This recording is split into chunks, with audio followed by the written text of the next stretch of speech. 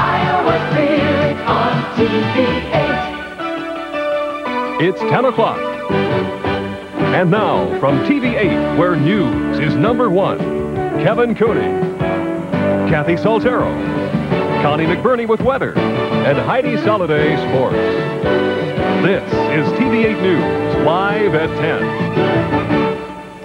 Good evening. Thank you for joining us. A Lynn County animal shelter has rescued some of those dogs from an alleged puppy mill in Des Moines. More than a month ago, police raided the kennel on the city's east side. More than 200 dogs were found in cages stacked 3 high in a garage. The owner charged with animal cruelty. And tonight, some of the animals now have a brighter future. This is a far cry from this, where the poodles, terriers, and chihuahuas were raised in Des Moines. In October, Leonard Smith, the owner of this alleged puppy mill, pleaded guilty to animal cruelty and was forced to get rid of the animals. Now, most of the dogs are in a brighter and bigger home. More than a week ago, the Lynn County Humane Society rescued 104 of the dogs. Smith apparently sold some of the others. The Cedar Rapids Kennel said it euthanized 24 of the sickest and oldest dogs. The rest have undergone some tender, loving care in hopes of finding them new homes. We have been in the midst of cleaning them all up, trimming toenails and everything so that they look much nicer for people. Hubbard says she was impressed with the personalities of the dogs, but their appearance needed some work. They had matted hair. A lot of them did not have any teeth in the mouth or had lots of tartar on the teeth. Following the raid on the Des Moines kennel, Smith said he was getting out of the puppy business altogether. Local animal groups were then unsuccessful in efforts to take the dogs to the Polk County Animal Shelter, but are glad to see most of the animals will have homes and a better life. Hubbard says they had to make room in the shelter for the extra dogs, but there have been good response from the community in finding the animals new homes. Tomorrow is a day of thanks for many, but for the families of Guard and Reserve soldiers in central Iowa, Thanksgiving will be a day of preparation for duty in the Persian Gulf. Members of the Iowa National Guard 1034th Quartermaster and Supply Company reported for active duty at Camp Dodge today. These soldiers will have tomorrow off, but report back to camp on Friday to pack their things before leaving for training in Wisconsin. Guardsmen and women and reservists also heading for duty from medical companies in Boone and Iowa City. President Bush is in Saudi Arabia tonight to meet with Saudi leaders and to observe the American Thanksgiving Day with U.S. troops tomorrow. The president, of course, can do no wrong as far as the Saudis are concerned. Tonight he was given a warm welcome and spoke of atrocities that have occurred in Kuwait. During a meeting with the exiled Emir of Kuwait, the president announced that photographs showing those atrocities will be released probably sometime this weekend. He said the crimes by the Iraqis give him even more resolve. It is a moving and touching and horrible story. And I come away from this conversation more committed than ever to seeing this cruel occupation come to an end and those responsible for this violence called to account. Also, it was announced today that the president will meet with Syrian President Hafez al-Assad. In his efforts to get more support for a United Nations proposal allowing the use of force in the region, the president received new support today. French President Mitterrand gave the proposal an outright endorsement, and Soviet leader Gorbachev moved closer in that same direction. And there is a need for a meeting of the UN Security Council without delay to discuss the situation and to take a decision there. In other Persian Gulf news tonight, CBS News reports the Army is freezing all discharges and transfers because of Operation Desert Shield. And finally, when U.S. soldiers eat dinner tomorrow, they'll be chowing down on a total of 50 tons of turkey, 100,000 pounds. Des Moines police are searching for a suspect tonight in connection with a credit union robbery on Des Moines' south side. Police say a female suspect entered the credit union at 1300 Cummins about 5 o'clock. The woman then handed the teller a note demanding money. The suspect left on foot with an undetermined amount of cash. At one time, police were searching for a light blue 1970s pickup truck the suspect may have been driving. The investigation into the robbery continues. And 2 people are hospitalized tonight after the elevator in which they were riding fell 3 stories at the Caldwell Breen Robbins Funeral Home. Police say Carolyn Raditz of Des Moines and Edwin Overturf of Albia were transporting a body when the elevator gave way. Both were taken to the hospital with multiple injuries. Tonight, Overturf is listed in satisfactory condition. Raditz is in serious condition. The owner of a Southside property covered with hundreds of tires says tonight he's working to cure the problem. At 6, TV-8 Steve Carlin reported on this tire dumping ground and outraged neighbors complaining about the mosquitoes and rats the tires draw. The city had hauled away tires before, but owner Mike Phipps started dumping again. Tonight Phipps told TV-8 that the tires will be cleaned up, but he did not say when. Topping tonight's look at national and world headlines, a stiff sentence for convicted financier Michael Milken. The so-called king of the junk bonds was sentenced to 10 years in prison today in a New York City courtroom. Milken, of course, the central figure in Wall Street's insider trading scandal. In addition to the prison term, Milken was given 3 years probation and ordered to serve 1,800 hours of community service. He still faces more than 50 civil lawsuits seeking billions of dollars in damages, all stemming from the collapse of the junk bond market and the collapse of Drexel Burnham Lambert.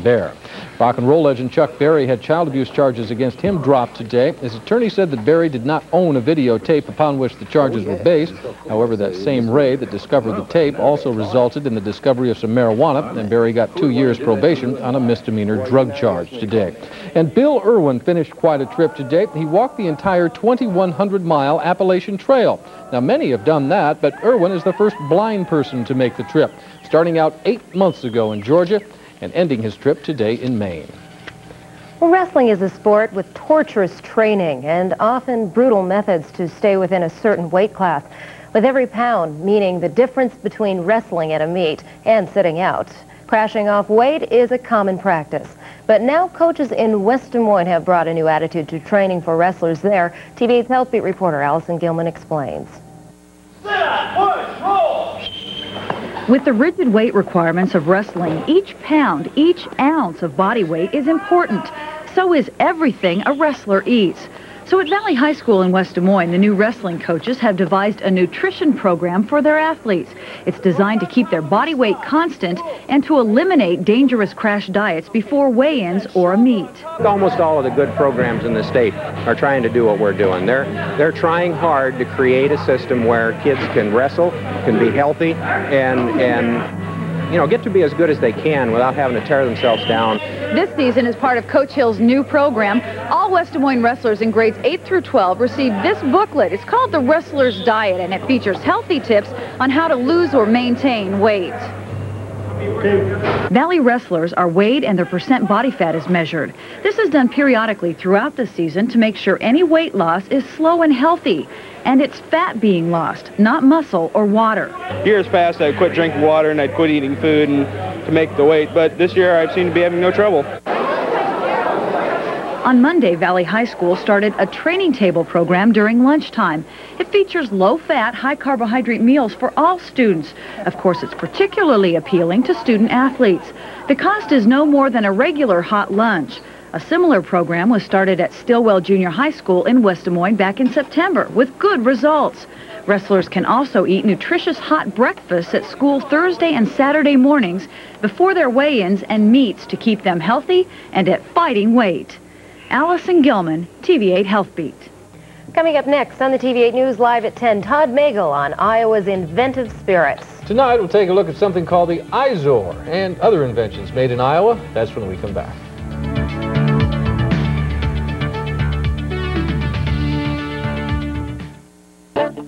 Now, from TV-8, your official Iowa lottery station, here are tonight's 6 winning Lotto America numbers.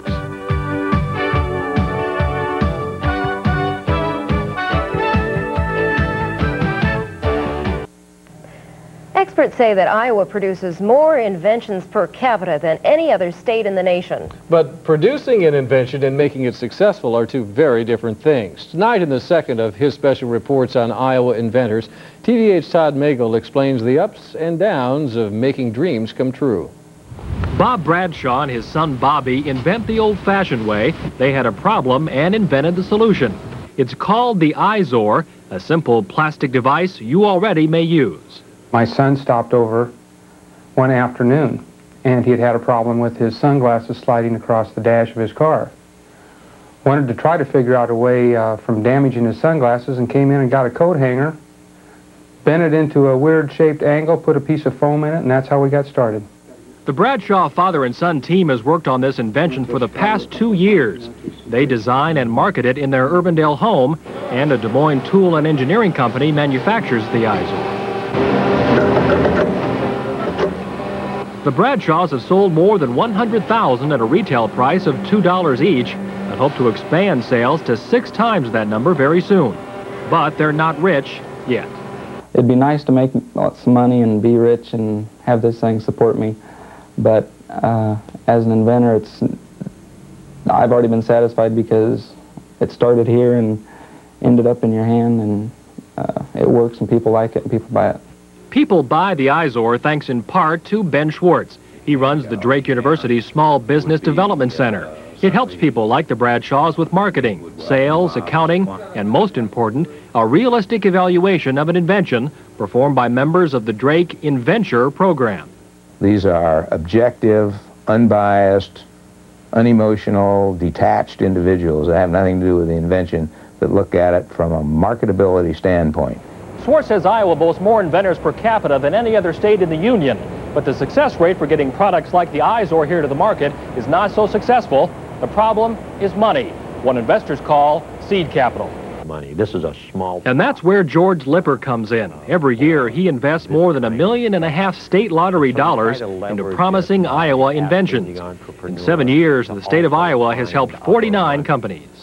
The investments are made even by the state on the basis of an investment decision.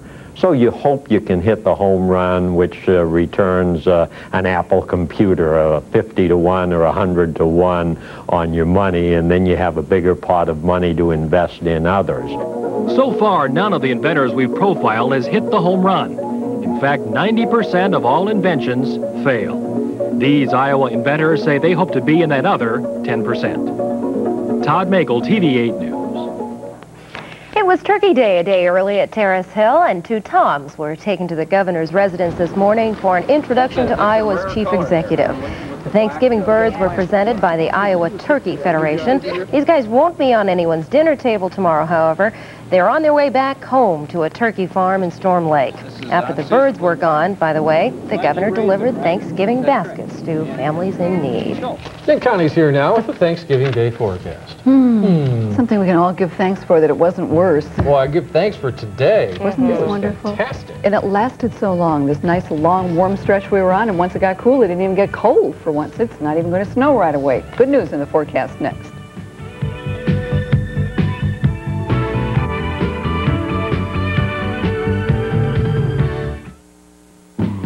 For up-to-the-minute weather information, day or night, call the TV-8 Weather Beacon forecast at 262-7173.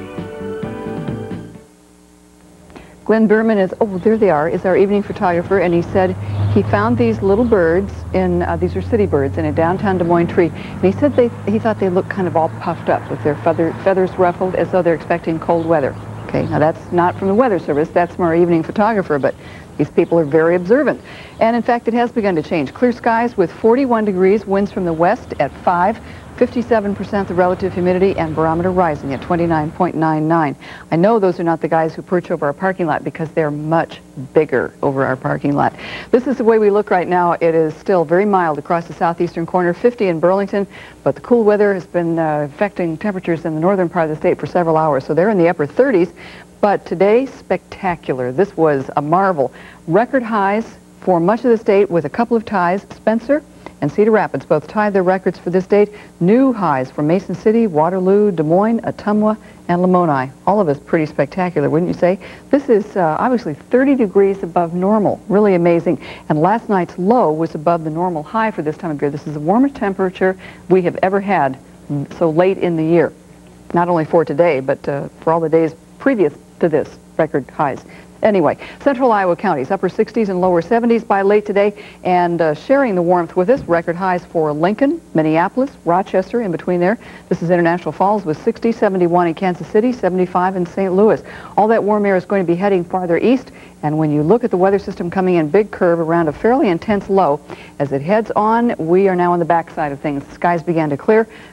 about 24 to 36 hours of mostly sunny skies out there, well, mostly clear skies anyway. The next one coming in from the Pacific has turned out to be a stinker for the west. There have been snow advisories for Idaho, Montana, heavy snow expected in the mountainous regions, rain coming in along the Pacific, flood advisories for the Washington and Oregon coastline, where they've already had flooding in the past couple of weeks, very serious flooding too. And as this heads into the upper Midwest, if you're doing some driving this weekend, you could run into some light rain or snow as you head on into Minnesota or Wisconsin. For the rest of us, though, as the front heads on by, we should see clear skies continue until this all begins to move in. Rain is moving along with the front as it heads out to the east, and we lost our rain earlier this evening as it moved east out of Iowa. Lows tonight will be in the 30s as northwesterly winds continue and skies continue to stay clear. By tomorrow, with sunshine, most of our highs in the 50s, wind from the west at about 10 to 20. For central Iowa, tonight, clear skies, lows in the lower 30s, winds from the west-northwest at 5 to 10 miles an hour. By tomorrow, most of our highs in the low to mid-50s with a westerly wind and sunny skies. Partly cloudy Thursday night and Friday, a low near 30. High on Friday near 50, and the extended outlook kind of up and down, warming up a bit on Sunday up to the 50s and 60s after a cooler day on Saturday, then back down to the 40s by Monday. 41 degrees at 10 o'clock. Very good forecast for a Thanksgiving day. No kidding. Thanks a lot, Connie. Coming up next in sports, we'll take a look at the scores from the semifinals of the preseason NIT.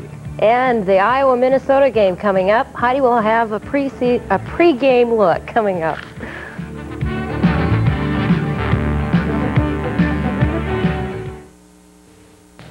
Preseason NIT, you say? Basketball heading into the holiday. And it's almost down to just 2 teams, Kevin. The preseason National Invitation Tournament continuing at Madison Square Garden.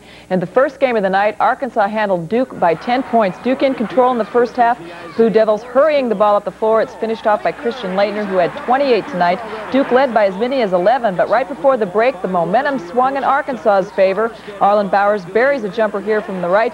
Arkansas led at the half. In the second half, the Razorbacks caught Duke sleeping. After a Leitner free throw, Todd Day hauled in the baseball pass and slammed it. Day led 6 Razorbacks in double figures with 20, 98-88 the final. And unless something crazy happens, the Razorbacks will face Arizona Friday in the finals, because in the second half, Arizona is leading Notre Dame by 26 points.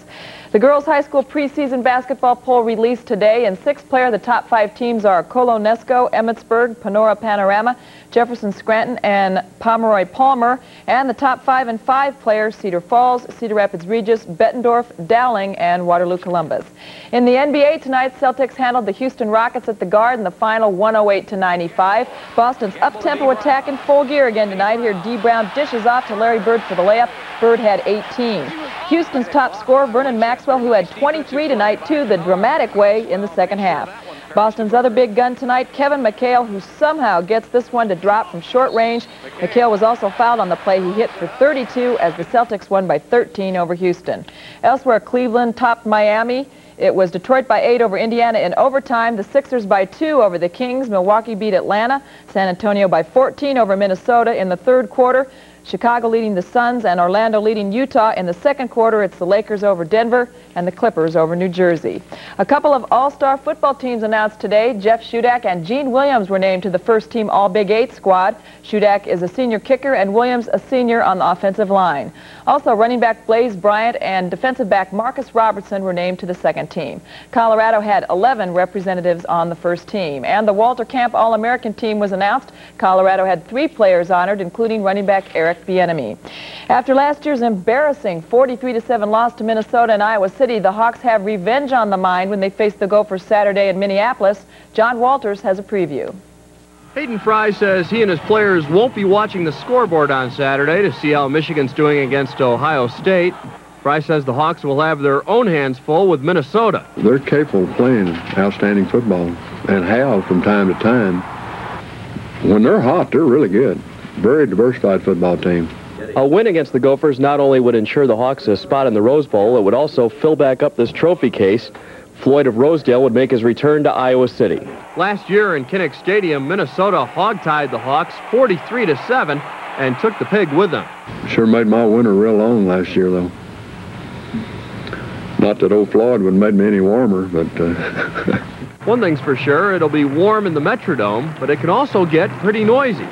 know, if we get the team down early, you know, that takes the crowd out of it right there. You don't have to worry about crowd noise. But, you know, you forget that there's going to be about 20,000 Hawkeye fans there, too. Rogers and several other starters will miss a lot of practice time this week, nursing injuries, a situation that would have driven Fry right off the deep end any other year. Maybe because I get a little smarter and I don't worry about it as much as I used to. I thought if a guy didn't practice, he wouldn't play well. The young men of today have proven me wrong time after time. John Walters, TV-8 Sports. Lots of developments on the baseball mound today. The Cincinnati Reds and pitcher Tom Browning agreed on a new 4-year contract. Former Reds hurler Danny Jackson signed a 3-year deal with the Cubs, and the Royals inked Mike Boddicker to a 3-year deal. Boddicker was 17-8 for the Red Sox last year. We'll be back right after this. From your official Iowa Lotto station, here are tonight's 6 winning Iowa Lotto numbers.